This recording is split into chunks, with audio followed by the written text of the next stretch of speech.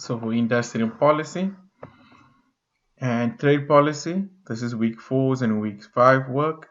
We deal with the definitions and we deal with some international organizational stuff. Those are what we're going to be looking at. This chapter is mostly tested in the industrial section. It's mostly tested with definitions.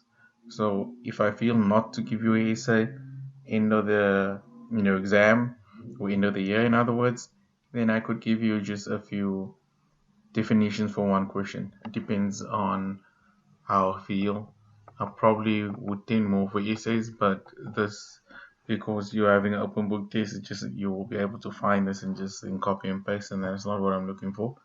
Um, yeah. So having said that, then just look out for definitions probably from the chapter. I'm not saying it can't be an essay for this.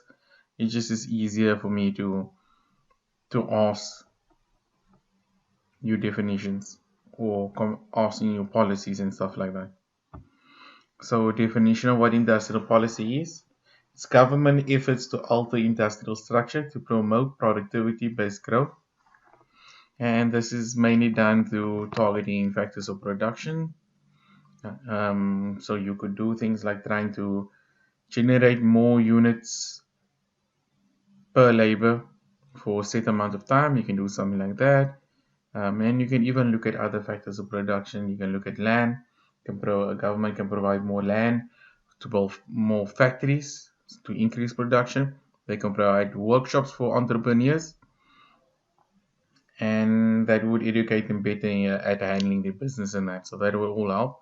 Is another definition of industrial policy, and that's the official strategic effort to encourage the development and growth of part or all manufacturing sectors, or as well in other sectors. So it's basically government intervening and trying to promote production in the end. So there's lots of objectives, and they can come in many forms. The first form can be from economic policy form, and they're just trying to address things like employment, trying to increase output, trying to have a more even income distribution, trying to target certain areas, provinces, economic activity. Especially if you find like you have Western Cape and Gauteng, which is high economic activity, and are trying to promote more production in the Free State and that, businesses in the Free State. And then you can also enhance technology capacity. This is not all the economic policies. This is just a list of a few of them. You can go from also look at it from a non-economic policy view, and that's looking at national pride and prestige. So maybe saying promoting your products as this is South African products in it, and that you'll find across the world is like they're trying to sell their own country's product. So it might not be the most competitive product, might not be the most cheapest, but they'll say this is an African product, and you are from South Africa, and then you will feel the loyalty towards your country, and you might buy the product. And also try to alter the perception of your domestic industries. That's something you can look at, and then you can also look at the ownership of certain companies and that, and certain industries and that, and trying to maybe change that ownership from a foreign ownership to something more domestic. So there's a lot of policy to consider, but unfortunately you can't handle all these things, and you have to select certain things or target certain aspects that you feel is best for your country and that. So from a country's perspective or from government's perspective or anyone is handling industrial policy, they need to clearly define what they're trying to achieve, what policy will work best, and minimize and these policies so that you can better handle and better target what you need to do. So why do you need industrial policy? If you looked at what you were speaking at earlier, this is government intervention, right? So if we had looked from a classical framework, then this would not hold, right? They would say leave it up to the market. The market will correct itself on that. So we are looking at this from a Keynesian point of view. So if governments need to interact, the first way they could do and help is to correct market failures, which could come from externalities. We could look at missing markets. So it's a good that there's a demand for, but no one wants to produce it. So someone needs to step in to get the production for this good out there. And that's mainly for public goods, and that would be a good example of a missing market. Government stepping in and trying to promote a public good which no one wants to promote because there's maybe no money in it, or if it's a type of thing that you create and then everybody free rides off it.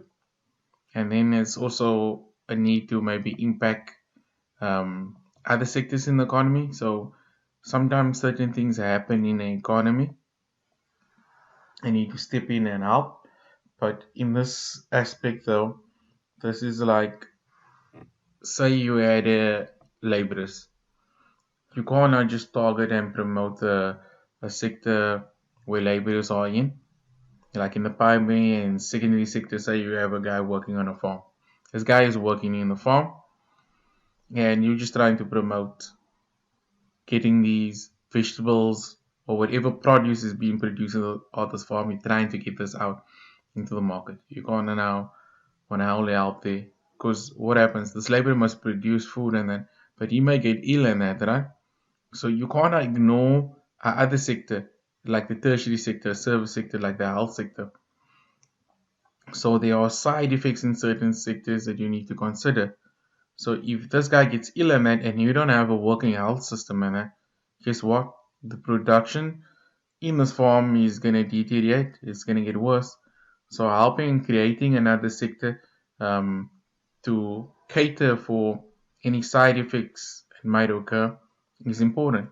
Creating another sector that is complementary to or assisting in ensuring that a complementary sector is working well will help with productivity in another sector.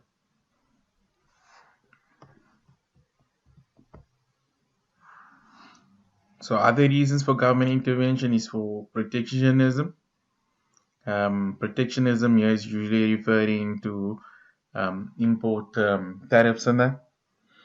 So we would discuss this infant industry argument when we deal with trade policy. So that is one of the reasons they want to provide some protectionism. We want to protect the market, and sometimes government intervention is used in a second best argument form. So what I mean by second or best argument form is that sometimes there's some distortion that happens in the market, and you cannot undo this distortion in the market even if you want to. There might be some regulations preventing this. So the only way to handle this distortion is for government to step in. So for example, you are selling a product overseas. So you selling this product overseas, what happens overseas is the other country decides to impose an import tariff on your good. So that makes your good more expensive in their country. So you can't, you can't prevent that tariff, right? You can't go to that country and tell them remove our tariff and that. You don't have much right there. So your government uh, needs to find a process to fix this distortion. So how do you fix this distortion? You make maybe the other country's product more expensive by imposing an import tariff on that. That is not the best way to go and handle it, but in the situation where you cannot remove the tariff on your product overseas, this is maybe the best alternative way that you can do. In the end, this just causes problems, and it's not the best way to do it, but it's the best way considering what you are facing. And sometimes government, for the third factor, can now intervene besides for protecting the market or providing alternative means to fix a problem in the market. They can try to help from a technology based way, because you want to, the better your technology base is, the more likely you'll attract foreign direct investment, FDI. So those initials you will see a lot through, just remember that. And also to intervene from a technology based way is better than trying to intervene from a subsidy based way. Why is that better? Because there's a lot of regulation around subsidies. How you can assist to get your product and sold overseas at a cheaper rate. And we'll tackle a little bit of that a bit later. So some of the instruments you have for international policy, some of them come from external market intervention. So you can do some protecting of industries from imports by imposing tariffs. So you're intervening in external market into a foreign market, or a market is trying to be that is not your market. How you do that? You impose a tariff. That's an example of that. And then you can do product market interventions. And you could do this by wanting actually competition domestically. So you create um, the competition domestically, but you govern this via rules and that. So they're not fulfilling or following these rules and that. You don't allow them to enter the market and that. So your regulation might say that a product needs to meet certain specifications. If it doesn't meet that certain specifications, it's not allowed into the market. Or you might say there's no aiding and making wages as cheap as possible. So wages must be the national cost in that. You're not imposing low wages in a market. But anyways, it's all got to do with trying to protect or to promote, domestic markets and that. Whichever way you can create these regulations, the government will do this and that.